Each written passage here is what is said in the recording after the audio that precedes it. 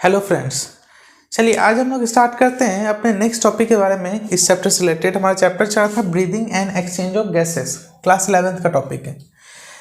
Next topic है हमारा thoracic cage. Thoracic cage या फिर थोरैसिक कैविटी के बारे में हमें समझना है। अच्छा, मैंने आपको कल भी बताया था कि ये जो डायफ्राम है, डायफ्राम क्या करता है, थोरैसिक कैविटी को एब्डोमिनल कैविटी से सेपरेट करता है। थोरैसिक कैविटी, इसके ऊपर जो भी पार्ट प्रेजेंट है वो सारे थोरैसिक कैविटी में है, और इसके नीचे जो भी पार्ट प्रेजेंट है वो सारे एब्डोमिनल कैविटी में। अच्छा, कैविटी क्या होता है? कैविटी मतलब खाली जगह, स्पेस, जहाँ पर सारे ऑर्गन्स प्रेजेंट हैं, उनको हम लोग कैविटी बोलते हैं। तो थोरैसिक कैविटी का अगर हम लोग बात करें तो सबसे पहली बात कि ये एयर टाइट है। एयर टाइट कहने का मतलब यहाँ पर एडिशनल कोई एयर्स का एंट्री नहीं हो सकता है। ठीक है। कंपोजिशन का बात करें कि थोरैसिक कैविटी बना हुआ किस किस चीज़ से है, तो ये कुछ पोजिशंस हैं। जैसे देखो, मैंने ये आपको बेसिक स्कीमेटिक डायग्राम बनाया है थोरैसिक कैविटी का। ये जो ऊपर वाला पोर्शन है इसको हम लोग बोलते हैं एंटीरियर पोर्शन। ये जो नीचे वाला पोर्शन है इसको हम लोग बोलते हैं पोस्टीरियर पोर्शन।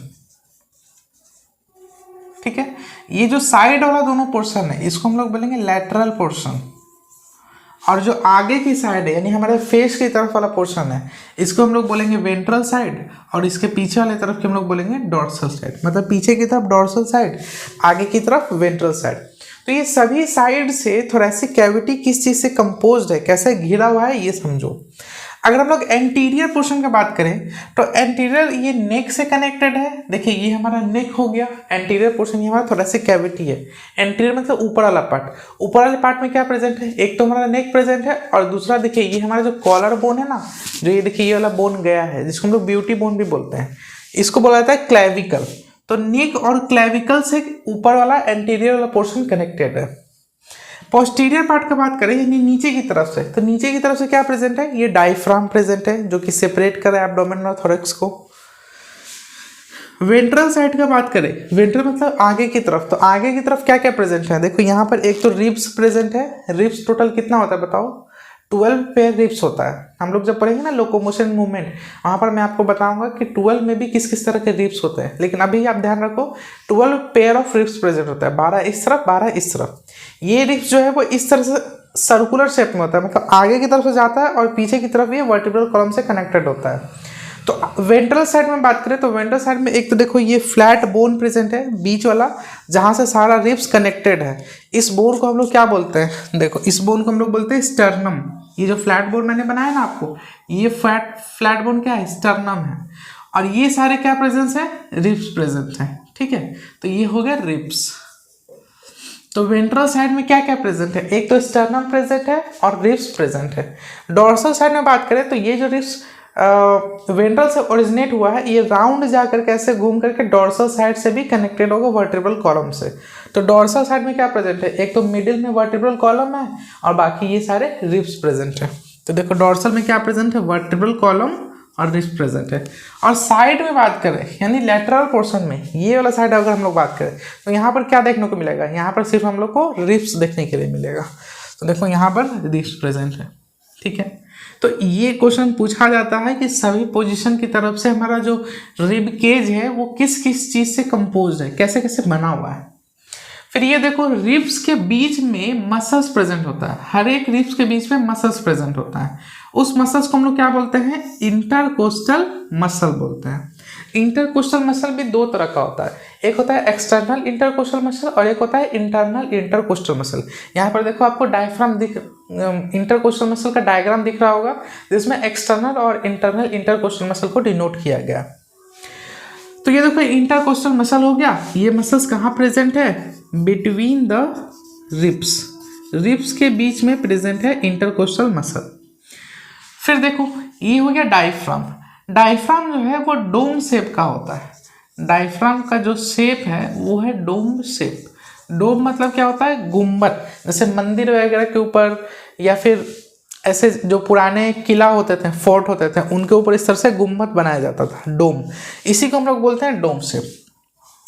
तो ये हो गया हमारा डायफ्राम। ठीक है, डायफ्राम के बाद कुछ स्पेशल प्रॉपर्टीज दिया हुआ है। जैसे देखो, सबसे पहली बात है कि डायफ्राम एक मैमेलियन कैरेक्टर है, यानी कि डायफ्राम जो है वो सिर्फ और सिर्फ मैमल्स में ही प्रेजेंट होगा। डायफ्राम का फंक्शन क्या है, ये सेपरेट करता है थोरैसिक कैविटी को फ्रॉम एब्डोमिनल कैविटी। ये इलास्टिक होता है, यानी कि ये मूव कर सकता है, और इसमें रिकॉइल प्रॉपर्टी होता है, यानी कि एक बार इसका अगर पोजीशन चेंज हो जाए तो वापस से अपने नॉर्मल पोजीशन में आ जाता है।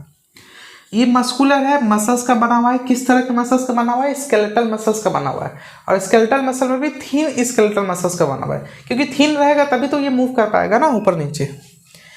इसमें जो आर्टरी प्रेजेंट है उसको हम लोग बोलते हैं फ्रेनिक आर्टरी, और जो नर्व्स प्रेजेंट है उसको हम लोग बोलते हैं फ्रेनिक नर्व्स, इसको ध्यान रखना। अच्छा, डायफ्राम जो है वो कुछ अमाउंट में पार्चुरेशन में भी हेल्प करता है। पार्चुरेशन मतलब बेबी का डिलीवरी होना, जो यंग फीटस का जो डिलीवरी होता है मदर के उटरस में, उस केस में भी डायफ्राम को स्ट्रेच किया जाता है ताकि उसको बेबी को नीचे की तरफ पुश किया जाए। इजेशन, यानी जब हम लोग बॉडी से सॉलिड वेस्ट को रिमूव करते हैं उस प्रोसेस को बोलते हैं इजेशन। और मिक्चुरेशन, यानी जब हम लोग यूरिन रिलीज करते हैं उस प्रोसेस को बोलते हैं मिक्चुरेशन। तो ये सब प्रोसेस में भी डायफ्राम का रोल होता है, ठीक है। अब ये देखो रेडियल मसल्स क्या है भाई, ये रेडियल मसल कोई अलग से मसल नहीं है, ध्यान रखना। ये जो हमारा थिन स्केलेटल मसल्स है ये रेडियली अरेंज होता है। देखो आपको यहाँ पर डायफ्राम दिख रहा होगा, ये रेडियली अरेंज होता है डायफ्राम का मसल। रेडियल मतलब रेडियस से दूर की तरफ जाता है, सेंटर से दूर की तरफ जाता है, इसलिए इसको हम लोग रेडियल मसल बोले है यही चीज़, ठीक है। रेडियल मसल देखो रिलैक्स करेगा, कॉन्ट्रैक्ट करेगा। तो जब रिलैक्स करेगा, यानी जब डायफ्राम रिलैक्स रहेगा उस समय इसका क्या शेप रहेगा, डोम शेप रहेगा। और डायफ्राम कॉन्ट्रैक्ट करेगा उस समय उसका क्या शेप रहेगा, फ्लैट हो जाएगा। देखो इस तरह से होता है, ये कन्फ्यूजन होता है बार बार बच्चों को कि डायफ्राम रिलैक्स में कैसे डोम शेप होगा। डायफ्राम का नॉर्मल जो पोजीशन होता है, नॉर्मल जो शेप होता है वो डोम शेप का होता है। जब इंस्पायर करते हैं तो थोरैसिक कैविटी का वॉल्यूम इंक्रीज करना होता है। तो देखो जब इंस्पायर किए तो थोरैसिक कैविटी का वॉल्यूम इंक्रीज हुआ, इस समय ये जो डोम से डायफ्राम है ये फ्लैट हो जाता है इस तरह से, ताकि वॉल्यूम इंक्रीज हो जाए। और जब एक्सपीरेशन करते हैं तो वापस से ये डोम शेप में आता है। तो इस तरह से ये मूव करते रहता है। तो नॉर्मल इसका जो पोजीशन होता है वो डोम शेप होता है। इंस्पिरेशन करते समय ये क्या होता है, फ्लैट हो जाता है, और एक्सप्रेशन करते समय वापस से ये डोम शेप में आ जाता है। तो यही चीज़ लिखा है कि जब रेडियल मसल रिलैक्स करेगा तो डोम शेप का रहेगा, और जब कॉन्ट्रैक्ट करेगा तो फ्लैट हो जाएगा। तो ये रिलैक्स कब करेगा या डोम शेप का कब रहेगा, जब एक्सपिरेशन करना होगा। एक्सपिरेशन मतलब कार्बन डाइऑक्साइड को बॉडी से बाहर निकालना। और कॉन्ट्रैक्ट कब करेगा, जब इंस्पिरेशन करना हो। इंस्पिरेशन करना मतलब ऑक्सीजन को इनहेल करना, एयर को इनहेल करना, इनटेक करना, ठीक है। चलो नेक्स्ट हम लोग समझ लेते हैं। चलो नेक्स्ट हम लोग इंटरकोस्टल मसल्स के टाइप्स के बारे में जान लेते हैं। इंटरकोस्टल मसल बेसिकली दो तरह का होता है, एक होता है एक्सटर्नल इंटरकोस्टल मसल और एक होता है इंटरनल इंटरकोस्टल मसल्स। यानी कि जो एक्सटर्नल साइड में प्रेजेंट है बाहर की तरफ वो हो जाएगा एक्सटर्नल इंटरकोस्टल मसल, और अंदर की तरफ जो प्रेजेंट है वो हो जाएगा इंटरनल इंटरकोस्टल मसल। दो लेयर्स प्रेजेंट होता है इस तरह से, ये दो लेयर्स प्रेजेंट होता है रिब्स के बीच में। मान लो ऊपर एक रिब्स है और नीचे एक रिब्स है, दोनों के बीच में इस तरह से इंटरकोस्टल मसल प्रेजेंट है। तो जो बाहर की तरफ प्रेजेंट है वो हो जाएगा एक्सटर्नल इंटरकोस्टल मसल, और जो अंदर की तरफ प्रेजेंट है वो हो जाएगा इंटरनल इंटरकोस्टल मसल्स, ठीक है। अब देखो दोनों का कब कब जरूरत पड़ता है, कब कब दोनों एक्टिवेट होता है ये समझो। एक्सटर्नल इंटरकोस्टल मसल जिसको हम लोग शॉर्ट फॉर्म में EICM बोलते हैं, और इंटरनल को IICM बोलते हैं। EICM का फंक्शन तब आता है जब नॉर्मल ब्रीदिंग हो, या फिर इसी को हम लोग एब्डोमिनल ब्रीदिंग भी बोलते हैं। नॉर्मल ब्रीदिंग मतलब जो हम लोग नॉर्मल सांस ले रहे हैं, ये हो गया नॉर्मल ब्रीदिंग। इसी को हम लोग एब्डोमिनल ब्रीदिंग भी बोलते हैं।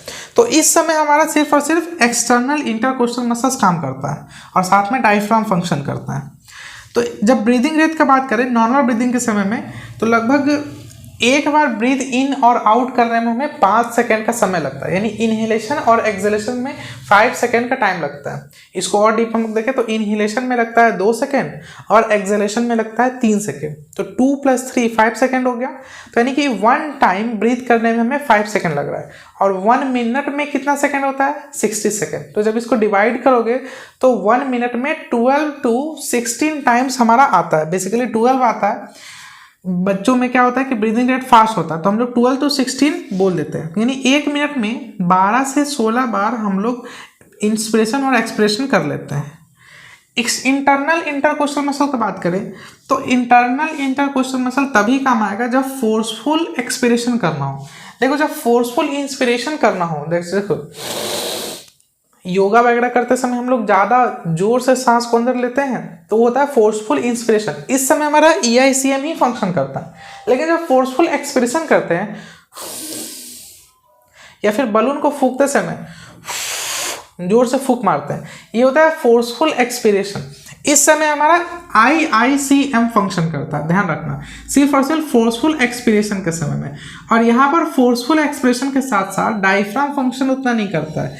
फोर्सफुल एक्सपिरेशन में एब्डोमिनल मसल्स का फंक्शन होता है। तो एब्डोमिनल मसल्स और प्लस इंटरनल इंटरकोस्टल मसल्स, ये दोनों मिला करके फोर्सफुल एक्सपिरेशन में हेल्प करता है। इसलिए ये दोनों मसल्स को हम लोग एक्सपिरेटरी मसल्स बोलते हैं। किसको किसको? एब्डोमिनल मसल को और IICM को। जबकि EICM और डायफ्राम को मिला करके हम लोग इंस्पिरेटरी मसल्स भी बोलते हैं। ठीक है, अभी देखो 4 केस है। एक तो है नॉर्मल ब्रीदिंग यानी नॉर्मल इंस्पिरेशन और नॉर्मल एक्सपिरेशन, और एक है फोर्सफुल एक्सपिरेशन और फोर्सफुल इंस्पिरेशन। ये चारों केस में कौन कौन सा मसल्स फंक्शन करता होता है ये हम लोग को जानना है। देखो नॉर्मल इंस्पिरेशन और नॉर्मल एक्सप्रेशन में सिर्फ और सिर्फ EICM ही फंक्शन करेगा, IICM का कोई फंक्शन नहीं है। EICM फंक्शन करेगा तो डायफ्राम साथ में होगा। और जब इंस्पिरेशन कर रहे हैं, अभी आपको मैंने बताया था, ये हो गया डायफ्राम। जब इंस्पिरेशन कर रहे हैं डायफ्राम फ्लैट हो गया यानी कॉन्ट्रैक्ट हो गया, और जब एक्सप्रेशन करेंगे तो डायफ्राम रिलैक्स हो गया, डोम शेप का हो गया। तो देखो इंस्पिरेशन के समय EICM प्लस डायफ्राम कॉन्ट्रैक्ट करेगा और एक्सप्रेशन के समय EICM प्लस डायफ्राम रिलैक्स करेगा। फोर्सफुल इंस्पिरेशन की बात करें, देखो यहाँ पर फोर्सफुल इंस्पिरेशन भी EICM ही करेगा, तो इस समय भी EICM और प्लस डायफ्राम कॉन्ट्रैक्ट करेगा। जबकि फोर्सफुल एक्सप्रेशन का बात करें, ये इंपॉर्टेंट केस आपके लिए बन जाता है याद करने वाला। फोर्सफुल एक्सप्रेशन के समय EICM नहीं IICM फंक्शन करता है, और डायफ्राम नहीं एब्डोमिनल मसल्स फंक्शन करता है। एब्डोमिनल मसल क्या करेगा? कॉन्ट्रैक्ट करेगा। ये दोनों को कॉन्सिक्यूटिवली हम लोग क्या बोलते हैं? एक्सपिरेटरी मसल बोलते हैं, और ये दोनों को इंस्पिरेटरी मसल्स बोलते हैं। ठीक है, बात समझ में आया आपको? ये पूरा हम लोग को ये चीज़ काफ़ी इंपॉर्टेंट है, कंफ्यूज करने के लिए पूछा जाता है, इसलिए ध्यान रखना। सिर्फ और सिर्फ फोर्सफुल एक्सपिरेशन के समय ही इंटरनल इंटरकोस्टल मसल फंक्शन करेगा, और इंटरनल इंटरकोस्टल मसल कर रहा है तो साथ में एब्डोमिनल मसल फंक्शन करेगा, एब्डोमेन का मसल्स फंक्शन करेगा। डायफ्राम का उतना फंक्शन नहीं होगा फोर्सफुल एक्सपिरेशन के समय। ठीक है, अब हम लोग मैकेनिज्म ऑफ ब्रीदिंग देख लेते हैं, जिसमें इंस्पिरेशन और एक्सपिरेशन हम लोग को पढ़ना होता है। देखो मैकेनिज्म ऑफ ब्रीदिंग का हम लोग बात करें तो ब्रीदिंग में 2 प्रोसेस होता है, एक होता है इनहेलेशन और एक होता है एक्सहेलेशन। अच्छा, ब्रीदिंग को ही हम लोग पल्मोनरी वेंटिलेशन भी बोलते हैं, इस बात को ध्यान रखना, वेंटिलेशन। तो इसमें एक प्रोसेस होता है इंस्पिरेशन जिसमें कि एयर इनटेक करते हैं, एक प्रोसेस होता है एक्सपिरेशन जिसमें एयर को एक्सहेल करते हैं। ठीक है, अल्टरनेटिव वे में दोनों प्रोसेस चलता है। तो इनहेलेशन को हम लोग इंस्पिरेशन बोलते हैं और एक्सहेलेशन को हम लोग एक्सपिरेशन बोलते हैं। इनहेलेशन में एयर इनटेक करते हैं, एक्सहेलेशन में एयर को रिलीज आउट करते हैं। इंस्पिरेशन देखो एक्टिव प्रोसेस है और इसमें 2 सेकेंड लगता है, मैंने अभी आपको तुरंत बताया भी था ये चीज़। और एक्सहेलेशन एक्टिव भी हो सकता है, पैसिव भी हो सकता है, डिपेंड करता है कि हम लोग नॉर्मल एक्सप्रेशन कर रहे हैं या फिर फोर्सफुल एक्सप्रेशन कर रहे हैं। जब नॉर्मल एक्सप्रेशन करेंगे उस समय ये पैसिव प्रोसेस है, लेकिन जब हम लोग फोर्सफुल एक्सप्रेशन करेंगे जोर से, इस समय ये पैसिव प्रोसेस है। तो एक्सहेलेशन या फिर एक्सप्रेशन पैसिव भी हो सकता है, एक्टिव भी हो सकता है। 3 सेकेंड का समय लगता है, तो यानी 2 + 3 यानी कि 5 सेकेंड। तो 1 टाइम ब्रीदिंग में 5 सेकेंड का टाइम लगता है। देखो इंस्पिरेशन में डायफ्राम और EICM का क्या होगा? कॉन्ट्रैक्शन होगा। EICM कॉन्ट्रैक्ट करेगा, डायफ्राम भी कॉन्ट्रैक्ट करेगा। डायफ्राम कॉन्ट्रैक्ट करेगा तो कैसा हो जाएगा? पहले डोम शेप का, अब फ्लैट हो जाएगा कॉन्ट्रैक्ट करेगा तो। अच्छा, जब डायफ्राम कॉन्ट्रैक्ट करेगा, सोचो पहले डायफ्राम ऐसे था, अब डायफ्राम कॉन्ट्रैक्ट किया यानी कि फ्लैट हो गया, तो इतना जो एक्स्ट्रा वॉल्यूम क्रिएट हुआ जिसके वजह से चेंज आया थोरेसिक कैविटी में, तो ये जो चेंज आएगा वो कैसे आएगा? एंटीरियर पोस्टीरियर चेंज आएगा या फिर वेंट्रल डॉर्सल चेंज आएगा? डॉर्सल पीछे की साइड, वेंट्रल आगे की साइड, एंटीरियर ऊपर की साइड और पोस्टीरियर नीचे की साइड। तो डायफ्राम के कॉन्ट्रैक्ट और रिलैक्स करने की वजह से थोरेसिक वॉल्यूम में एंटीरियर और पोस्टीरियर थोरेसिक वॉल्यूम में इंक्रीज आएगा। तो देखो यहाँ जो चेंज आ रहा है थोरेसिक वॉल्यूम में वो एंटीरियो पोस्टीरियर आ रहा है। देखो एंटीरियो पोस्टीरियर चेंज आ रहा है। जबकि EICM का कॉन्ट्रैक्ट और रिलैक्स करने की वजह से क्या हो रहा है, डॉर्सोवेंट्रल चेंज आ रहा है, यानी पीछे और आगे की तरफ वॉल्यूम इंक्रीज और डिक्रीज कर रहा है। ये दोनों चेंज की वजह से क्या हो रहा है कि थोरैसिक कैविटी का साइज इंक्रीज हो रहा है। थोरैसिक कैविटी का साइज जब इंक्रीज होगा तो वॉल्यूम इंक्रीज हो जाएगा, और वॉल्यूम इंक्रीज होने की वजह से पल्मोनरी वॉल्यूम भी इंक्रीज हो जाएगा। पल्मोनरी मतलब क्या होता है, ये लंग्स से रिलेटेड है, यानी कि जब थोरैसिक कैविटी का वॉल्यूम इंक्रीज होगा तो लंग्स का भी वॉल्यूम इंक्रीज हो जाएगा। जब लंग्स का वॉल्यूम इंक्रीज हो जाएगा तो प्रेशर क्या हो जाएगा, डिक्रीज हो जाएगा। मैंने आपको बताया था प्रेशर और वॉल्यूम एक दूसरे के अपोजिट होते हैं। तो जब वॉल्यूम इंक्रीज हो जाएगा तो इंट्रा पल्मोनरी प्रेशर यानी कि लंग्स के अंदर का प्रेशर क्या होगा, डिक्रीज हो जाएगा। इसी डिक्रीज इन प्रेशर को हम लोग बोलते हैं नेगेटिव प्रेशर। तो लंग्स के अंदर एक नेगेटिव प्रेशर जनरेट हो जाएगा, और इसी नेगेटिव प्रेशर की वजह से, यानी कि अंदर प्रेशर कम है, एटमॉस्फेयर में प्रेशर ज़्यादा है, तो डिफ्यूजन जो होगा वो high pressure to low pressure होगा, यानी एयर कहाँ से चला जाएगा, एटमॉस्फेयर से लंग्स में चला जाएगा। इसी प्रोसेस को हम लोग क्या बोलते हैं, इंस्पिरेशन। ठीक है, जबकि एक्सपिरेशन में ठीक इसका उल्टा होता है। यहाँ पर डायफ्राम और EICM क्या करेगा, रिलैक्स करेगा। अच्छा, ये नॉर्मल एक्सप्रेशन का मैं बात कर रहा हूँ। सेम चीज़ अगर हम लोग फोर्सफुल एक्सप्रेशन की बात करें तो यहाँ डायफ्राम की जगह एब्डोमिनल मसल आएगा जो कॉन्ट्रैक्ट करेगा, और EICM की जगह IICM आएगा जो कॉन्ट्रैक्ट करेगा। ठीक है, तो यहाँ पर देखो डायफ्राम और EICM क्या होगा, रिलैक्स करेगा, जिसकी वजह से थोरैसिक वॉल्यूम डिक्रीज हो जाएगा, और उसके वजह से पल्मोनरी वॉल्यूम यानी लंग्स के अंदर का भी वॉल्यूम डिक्रीज हो जाएगा, और प्रेशर क्या हो जाएगा, इंक्रीज हो जाएगा। इस चीज़ को हम लोग बोलते हैं पॉजिटिव प्रेशर, यानी कि लंग्स में ज़्यादा प्रेशर है एज कम्पेयर टू एटमॉस्फेयर। तो डिफ्यूजन वापस से किधर किधर का होगा, high pressure to low pressure, यानी अंदर से बाहर की तरफ एयर एक्सेल आउट हो जाएगा। इसी को हम लोग बोलते हैं एक्सपीरेशन। ठीक है, तो ये तो था नॉर्मल मैकेनिज्म ऑफ ब्रीदिंग का प्रोसेस। अब हम लोग डायग्रामेटिक फॉर्म में समझते हैं कि इंस्पिरेशन और एक्सपिरेशन में किस किस पार्ट में कैसा चेंज आता है, जो क्वेश्चंस पूछा जाता है एग्जाम में। चलो उसको हम लोग देख सकते हैं। चलो अब हम लोग थोरैसिक कैविटी में या थोरैसिक चैम्बर में होने वाले सारे चेंजेस को देखते हैं ड्यूरिंग इंस्पिरेशन एंड एक्सपिरेशन। देखो ये डायग्राम मैंने इंस्पिरेशन का बनाया है, ये डायग्राम मैंने एक्सपिरेशन का बनाया है। अच्छा, मैंने रफ डायग्राम बनाया है बस समझने के लिए कॉन्सेप्ट को।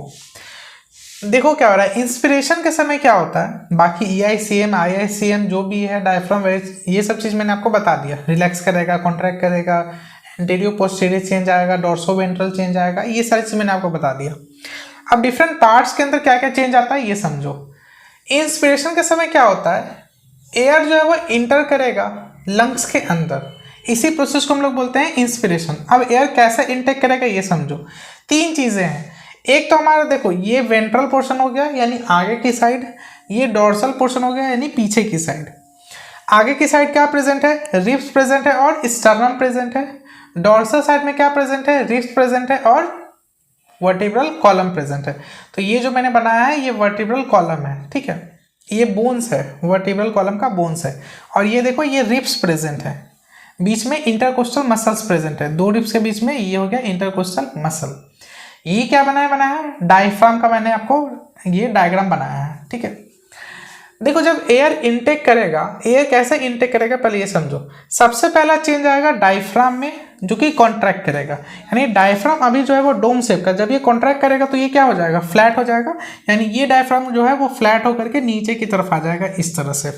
जब ये फ्लैट होकर के नीचे की तरफ आएगा तो अंदर का वॉल्यूम इंक्रीज हो जाएगा, चैम्बर का वॉल्यूम इंक्रीज हो जाएगा।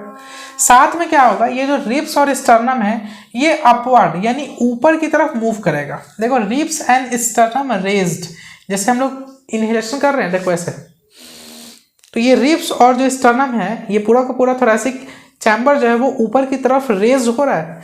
ये रेज होने का कारण क्या है, EICM का कॉन्ट्रैक्ट करना, यानी कि एक एक्सटर्नल इंटरकोस्टल मसल जो कि रिब्स के बीच में प्रेजेंट है, जब वो कॉन्ट्रैक्ट करता है उसके वजह से रिब्स और स्टर्नम क्या होता है, रेज हो जाता है। तो ये रेज होकर के ऊपर की तरफ जाएगा तो वॉल्यूम जो है वो और इंक्रीज हो जाएगा।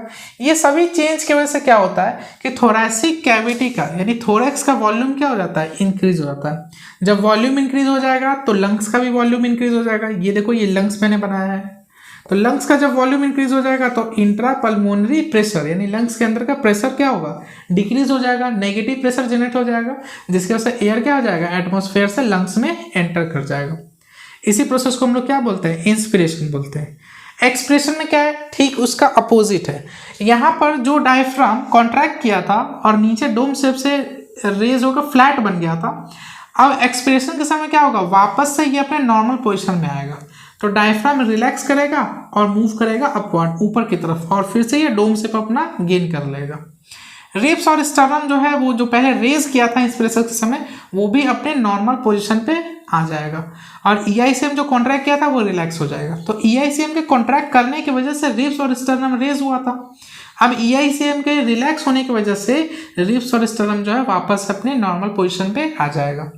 ये सारे चेंजेस की वजह से क्या होता है कि देखो, थोरैक्स का वॉल्यूम डिक्रीज हो जाएगा। जब वॉल्यूम डिक्रीज हो जाएगा तो सेम वही पल्मोनरी वॉल्यूम डिक्रीज होगा, इंट्रा पल्मोनरी प्रेशर इंक्रीज होगा, जिसकी वजह से एयर जो है वो लंग से एक्सपेल होकर के एटमॉस्फेयर की तरफ चला जाएगा। इसी प्रोसेस को हम लोग बोलते हैं एक्सपीरेशन।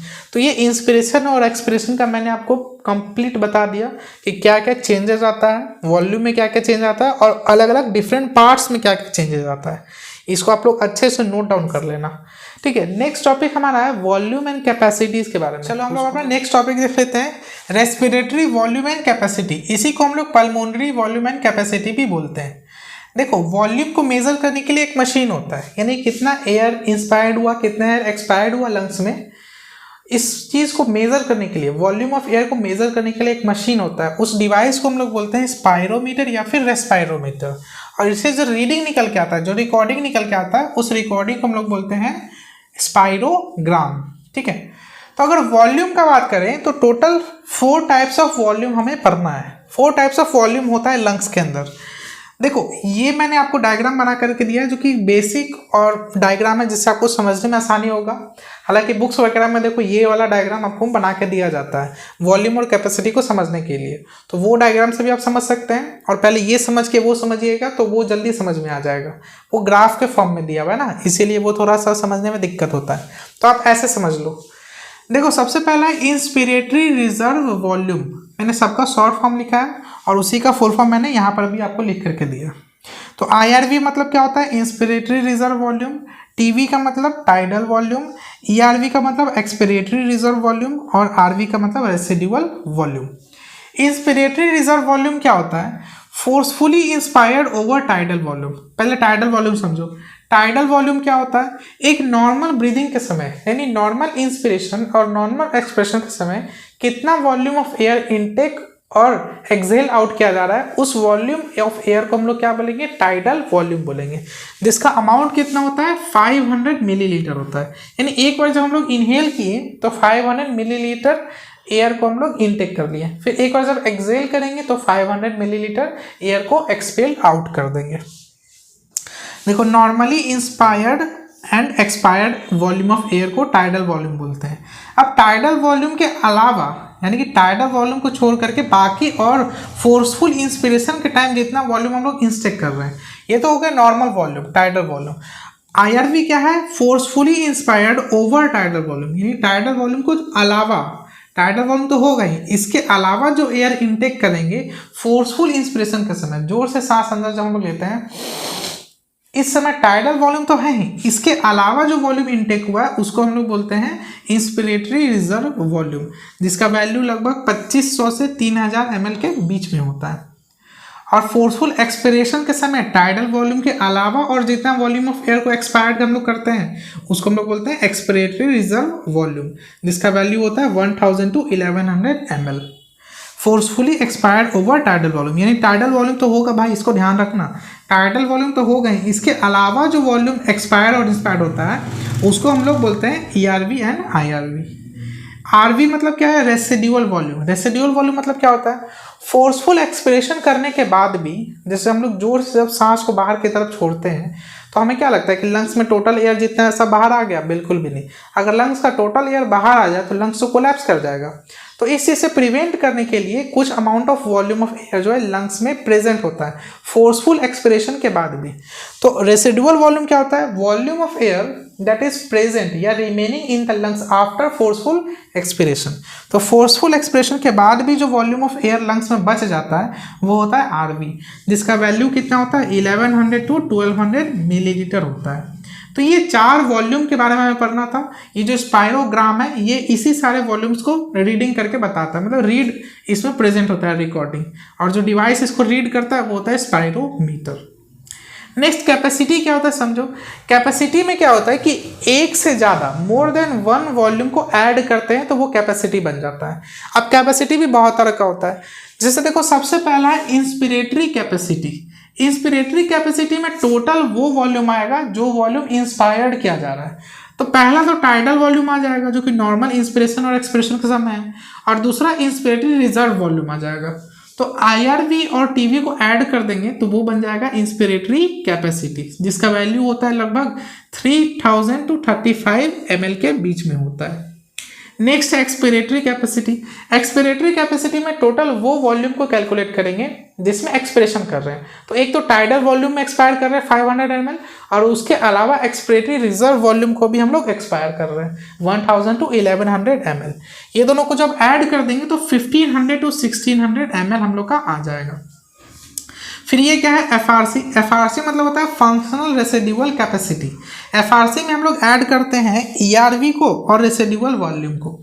तो ERV और रेसिडुअल वॉल्यूम को ऐड कर देंगे तो 2200 to 2300 ml हम लोग का आ जाएगा फंक्शनल रेसिडुअल कैपेसिटी। नेक्स्ट है VC। VC मतलब क्या होता है वाइटल कैपेसिटी। वाइटल कैपेसिटी में हम लोग रेसिडुअल वॉल्यूम को छोड़ करके बाकी सारे वॉल्यूम को ऐड कर देते हैं। तो क्या क्या ऐड होगा, inspiratory reserve volume, tidal volume and expiratory reserve volume. जब ये तीनों को हम लोग ऐड कर देंगे तो हम लोग का वैल्यू जो आएगा वो 4000 to 4600 ml के बीच में आएगा। अब देखो वाइटल कैपेसिटी को और भी बहुत सारे टर्म में हम लोग डिनोट कर सकते हैं। जैसे वाइटल कैपेसिटी को हम लोग इंस्पिरेटरी कैपेसिटी प्लस ERV भी बोल सकते हैं। देखो बोल सकते हैं कि नहीं बोल सकते हैं। इंस्पिरेटरी कैपेसिटी में क्या आ जाएगा IRV प्लस TV, और इसके अलावा और क्या हो जाएगा ERV। देखो ये तीनों मिला करके तो वाइटल कैपेसिटी है। तो वाइटल कैपेसिटी को हम लोग ऐसा भी बोल सकते हैं, ये दोनों को मिला करके इंस्पिरेटरी कैपेसिटी और प्लस एक्सपिरेटरी रिजर्व वॉल्यूम, तो ये भी बोल सकते हैं। और क्या बोल सकते हैं, inspiratory reserve volume plus EC मतलब क्या होता है एक्सपिरेटरी कैपेसिटी। अब ये तीनों को हम लोग को ऐड करना है। तो सेकंड कंडीशन में क्या कर रहे हैं, एक ले रहे हैं इंस्पिरेटरी रिजर्व वॉल्यूम और प्लस ये दोनों को मिला करके क्या बोलते हैं एक्सपिरेटरी कैपेसिटी। तो ये दोनों को मिलाकर expiratory capacity plus inspiratory reserve volume, ये तीनों मिला करके भी क्या हो जाएगा वाइटल कैपेसिटी। और तीसरा है total lung capacity minus residual volume. Total lung capacity मतलब क्या होता है, ये चारों वॉल्यूम को ऐड कर देंगे तो बन जाएगा टोटल लंग कैपेसिटी। उसमें से वाइटल कैपेसिटी क्या होगा, टोटल लंग कैपेसिटी में से अगर RV माइनस कर दें, ये पूरा में से ये वाला चीज़ माइनस कर दें तो ये इतना बच जाएगा ना, इसी को हम लोग बोलते हैं वाइटल कैपेसिटी। तो वाइटल कैपेसिटी को total lung capacity minus residual volume भी हम लोग बोल सकते हैं। ये सारे क्वेश्चन से भाई इसी फॉर्म में क्वेश्चन आते हैं कि IC plus ERV is equal to what. अब 4 ऑप्शन दिया रहेगा, आपको बताना पड़ेगा। नेक्स्ट है total lung capacity. Total lung capacity यानी TLC। TLC का वैल्यू क्या हो जाएगा, सारे वॉल्यूम को ऐड कर देंगे तो वो बन जाएगा TLC, यानी IRV plus TV plus ERV plus RV। इसको जब हम लोग कैलकुलेट करेंगे तो 6000 ml एयर हम लोग को आ जाएगा टोटल लंग कैपेसिटी में। अच्छा, टोटल लंग कैपेसिटी को हम लोग कैसे डिनोट कर सकते हैं, क्या टोटल लंग कैपेसिटी को हम लोग vital capacity plus residual volume बोल सकते हैं, बिल्कुल बोल सकते हैं। क्या टोटल लंग कैपेसिटी को हम लोग inspiratory capacity plus functional residual volume बोल सकते हैं, बोल सकते हैं। तो टोटल लंग कैपेसिटी को भी हम लोग 2 टर्म में एडिशनल हम लोग डिनोट कर सकते हैं। तो ये टोटल था रेस्पिरेटरी वॉल्यूम एंड कैपेसिटीज के बारे में। वॉल्यूम क्या होता है, एयर इनटेक और एक्सेल जो हो रहा है लंग्स में से वो होता है वॉल्यूम।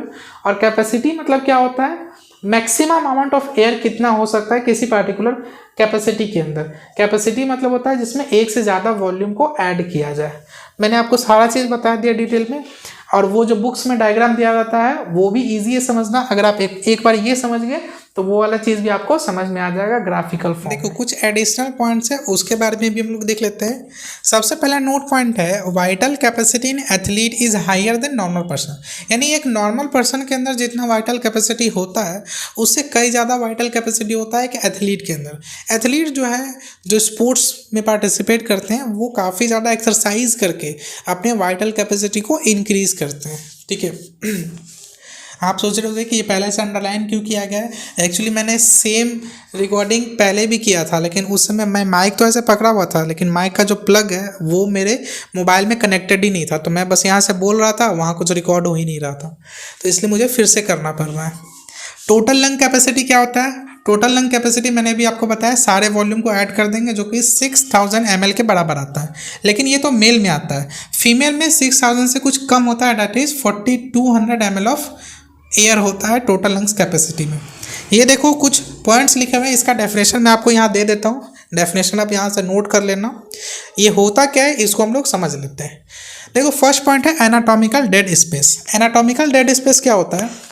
एनाटॉमिकल डेड स्पेस मतलब वो स्पेस, रेस्पिरेटरी सिस्टम का वो स्पेस जहाँ पर कोई भी गैसेस का एक्सचेंज नहीं हो रहा है। जैसे जो रेस्पिरेटरी ट्रैक है नोज से लेकर के टर्मिनल ब्रोंक्यूल तक, nose, pharynx, larynx, trachea, bronchiole, terminal bronchiole, वहाँ तक जो भी एयर प्रेजेंट है, जैसे टोटल एयर तो लंग्स में जाएगा नहीं, कुछ एयर रेस्पिरेटरी ट्रैक में भी रह जाएगा, वहाँ पर कोई भी गैसेस का एक्सचेंज नहीं हो रहा है, तो वो जो एयर है उसका कोई फंक्शन ही परफॉर्म नहीं हो रहा है गैसेस एक्सचेंज में।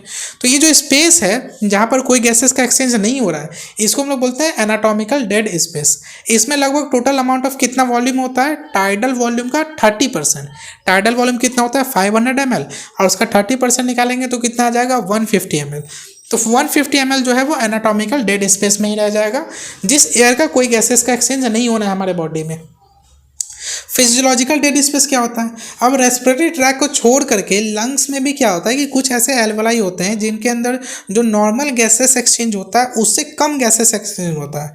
तो यानी कि एक हेल्दी पर्सन के अंदर भी कुछ ऐसे एल्वलाई होते हैं जो कि गैसेस एक्सचेंज नहीं कर पाता है, ठीक है। तो उनके अंदर जो एयर प्रेजेंट होता है जिस गैसेस का एक्सचेंज नहीं हो रहा है, उसको प्लस एनाटॉमिकल डेड स्पेस उसको ऐड कर देंगे तो वो बन जाएगा फिजियोलॉजिकल डेड स्पेस। तो फिजियोलॉजिकल डेड स्पेस में वो पूरा एयर आ जाएगा, नोज से लेकर के लंग्स तक, एल्वोलाई तक, जिस गैसेस का कोई भी एक्सचेंज नहीं हो रहा है हमारे ब्लड वेसल्स में। रेस्पिरेटरी मिनट वॉल्यूम क्या होता है? एक मिनट में कितना बार रेस्पिरेशन होता है? मैंने अब आपको बताया 12 टाइम्स ब्रीदिंग होता है, यानी 12 टाइम इनहेलेशन होता है और 12 टाइम एक्सहेलेशन होता है। तो टाइडल वॉल्यूम को अगर हम लोग 12 से मल्टीप्लाई कर दें तो हमारा वो वॉल्यूम निकल करके आ जाएगा पर मिनट, जो कि हमारे लंग्स के अंदर जा रहा है और लंग्स से रिलीज हो रहा है, डेट इज 6000 ml। और एल्वियोलर वेंटिलेशन रेट क्या होता है? अब देखो एल्वियोलर वेंटिलेशन रेट में हम लोग वो वॉल्यूम लेंगे जिसका गैसेस एक्सचेंज होना है।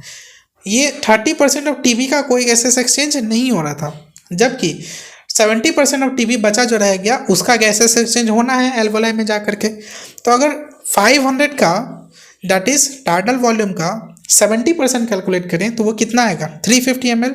और रेट बताना यानी पर मिनट बताना है, तो एक मिनट में 12 साइकिल्स होता है ब्रीदिंग का, तो इससे हम लोग मल्टीप्लाई करेंगे तो 4200 ml हम लोग का आ जाएगा।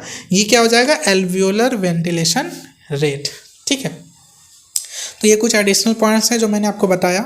नेक्स्ट टॉपिक में हम लोग गैसेस एक्सचेंज के बारे में समझेंगे। इस टॉपिक से रिलेटेड अगर आपको किसी भी तरह का कोई भी डाउट हो तो कमेंट बॉक्स में लिख देना, मैं आपको रिप्लाई कर दूंगा। चलिए आज के लिए थैंक यू सो मच।